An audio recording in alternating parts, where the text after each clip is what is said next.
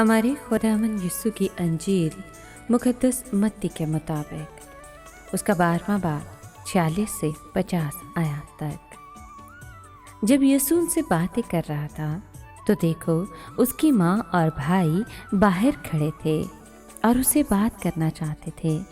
तब किसी ने उससे कहा कि देख तेरी माँ और तेरे भाई बाहर खड़े हैं और तुझसे बात करना चाहते हैं। लेकिन उसने जवाब में खबर देने वाले से कहा, कौन है मेरी माँ और कौन है मेरे भाई?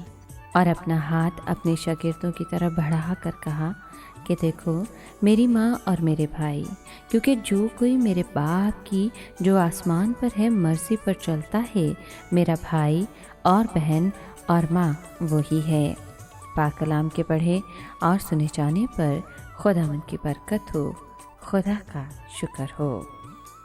अजीज़ दोस्तों, आज हम बड़ी खुशी और शादमानी के जज्बात के साथ और पूरी पाक माँ कैथलिक कलीसिया के साथ मिलकर अलमसीह की वालिदा मोहतरमा और हम सब की माँ यानी कि मुक़द्दसा मरियम का हैकल में नज़र किए जाने की ईद मनाते हैं।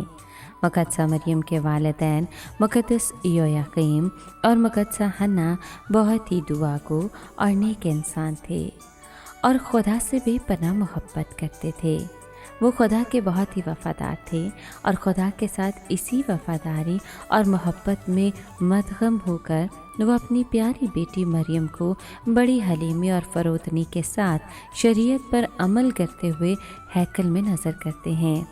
कलीसिया इस ईद को बड़ी खुशी और ईमानी मसरत के साथ मनाती है, क्योंकि मुक़द्दसा मरियम की हाँ ही से खुदा का निजात का मंसूबा मुकम्मल हुआ और तमाम बनीनो इंसान ने निजात पाई। मुक़द्दसा मरियम का हैकल में नज़र किए जाने की ईद आज हम सबको और ख़ास कर वालिदैन को ये पैगाम देती है कि वो अपने बच्चों की तमाम जिम्मेदारियों को अच्छे तरीके से निभाएं और बच्चों को खुदावंद के पाक कलाम की तरफ राग़िब करने में उनकी रहनुमाई करें और कलीसियाई तालीम और कलीसियाई कामों में पुरजोश होकर हिस्सा लेने के लिए अपना किरदार अदा करें और खुदावंद से बेपनाह फजल और रहम हासिल करें। और आज के दौर में मुक़द्दस योयाकीम और मुक़द्दसा हन्ना का किरदार अदा करें।